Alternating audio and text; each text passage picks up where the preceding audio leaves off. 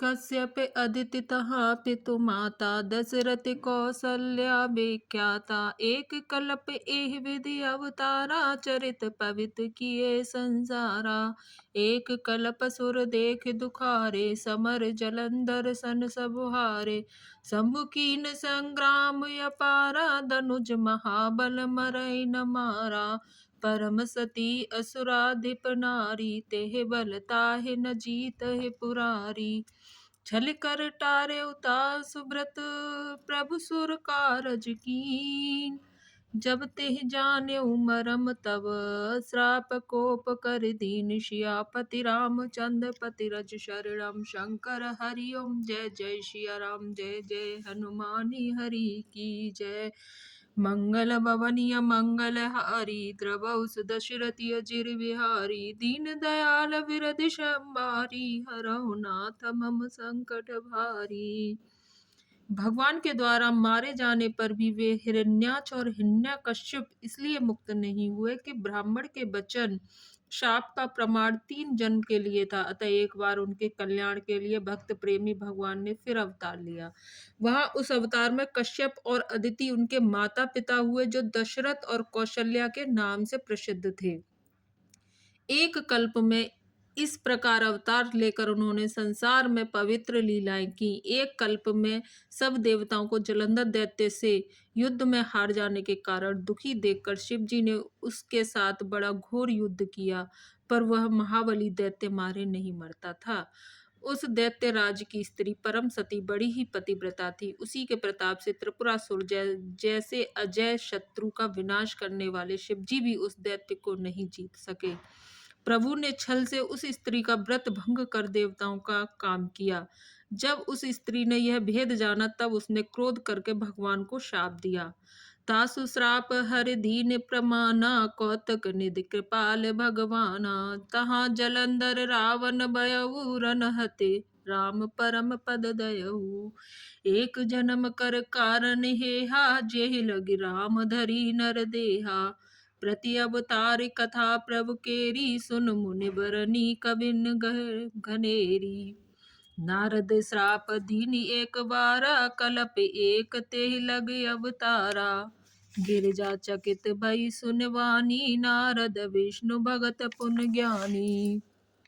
कारण कवन श्राप मुनि दीना का अपराध रमापति कीना।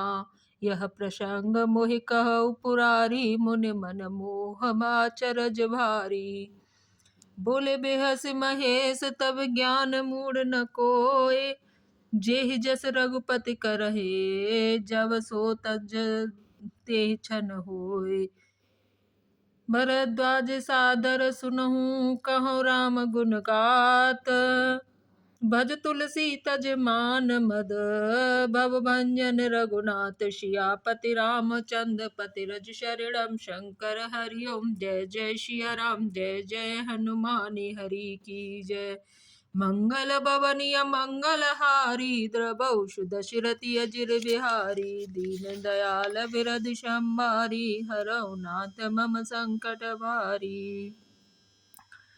लीलाओं के भंडार कृपालु हरि ने उस स्त्री के शाप को प्रामाण्य दिया, स्वीकार किया। वही जलंधर उस कल्प में रावण हुआ, जिसे श्री रामचंद्र जी ने युद्ध में मारकर परम पद दिया। एक जन्म का कारण यह था जिससे श्री रामचंद्र जी ने मनुष्य देह धारण किया। हे भरद्वाज मुनि सुनो, प्रभु के प्रत्येक अवतार की कथा का कवियों ने नाना प्रकार से वर्णन किया। एक बार नारद जी ने शाप दिया, अतः एक कल्प में उसके लिए अवतार हुआ। यह बात सुनकर पार्वती जी बड़ी चकित हुई और बोली कि नारद जी जो विष्णु भक्त और ज्ञानी है, मुनि ने भगवान को शाप किस कारण से दिया? लक्ष्मीपति भगवान ने उनका क्या अपराध किया था? हे पुरारी शंकर जी, यह कथा मुझसे कहिए। मुनि नारद के मन में मोह होना बड़ा आश्चर्य की बात है। तब महादेव जी ने हंसकर कहा, न कोई ज्ञानी है न मूर्ख। श्री रघुनाथ जी जब जिसकी जैसा करते हैं वह उसी क्षण वैसा ही हो जाता है। याज्ञवल्क्य कहते हैं, हे भरद्वाज, मैं श्री रामचंद्र जी के गुणों की कथा कहता हूँ, तुम आदर से सुनो। तुलसीदास जी कहते हैं, मान और मद को छोड़कर आवागमन का नाश करने वाले रघुनाथ जी को भेजो। हिमगिर गुहा एक अति पावनी, बह समीप सुरसरी सुहावनी, आश्रम परम पुनीत सुहावा, देख देव रिस मनि अति पावा, निरख शैल सर पिपिन विभागा, भयउ रमापति पद अनुरागा, सुमिरति हरिहि श्राप गतिवादी, सहज विमल मन लाग समाधि, मुनिगत देख सुरेश डराना, काम मही बोल कीन सनमाना, सहित सहाय जाहु मम हेतु, चले हर्ष ही अचल जलचर केतु, सुना सीर मन महु अस त्रासा, चाहत देव ऋषि मम पुरवासा, जय कामी लोलुप जग माही, कुटिल काक इब सबहि डरावही, सूक हाड़ ले भाग सट स्वान निरख मृगराज, छीन ले जन जान जड़, तिम सुरपति न लाज, सियापति रामचंद्र पति रज शरणम, शंकर हरि ओम, जय जय सिया राम, जय जय हनुमानि हरि की जय, मंगल भवनिय मंगल हारी, द्रवौ दशरथि अजिर बिहारी, दीन दयाल विरधि संबारी, हरौ नाथ मम संकट भारी। हिमालय पर्वत में एक बड़ी पवित्र गुफा थी। उसके समीप ही सुंदर गंगा जी बहती थी। वह परम पवित्र सुंदर आश्रम देखने पर नारद जी के मन को बहुत ही सुहावना लगा। पर्वत, नदी और वन के सुंदर विभागों को देखकर नारद जी का लक्ष्मीकांत भगवान के चरणों में प्रेम हो गया। भगवान का स्मरण करते ही उन नारद जी मुनि के शाप की जो शाप उन्होंने दक्ष प्रजापति ने दिया था और जिसके कारण वे एक स्थान पर नहीं ठहर सकते थे, गति रुक गई और मन के स्वाभाविक ही निर्मल होने से उनकी समाधि लग गई। नारद मुनि की यह तपोमयी स्थिति देखकर देवराज इंद्र डर गया। उसने कामदेव को बुलाकर उसका आदर सत्कार किया और कहा कि मेरे हित के लिए तुम अपने सहायकों सहित नारद जी की समाधि भंग करने को जाओ। यह सुनकर मीनध्वज कामदेव मन में प्रसन्न होकर चला।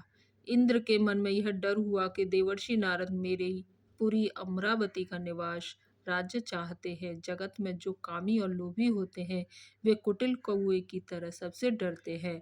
जैसे मूर्ख कुत्ता सिंह को देखकर सूखी हड्डी लेकर भागे और वह मूर्ख यह समझे कि कहीं उस हड्डी को सिंह छीन ना ले, वैसे ही इंद्र को नारद जी मेरा राज्य छीन लेंगे, ऐसा सोचते लाज नहीं आई। बोलो सियापति रामचंद्र की जय। सिया राम राम।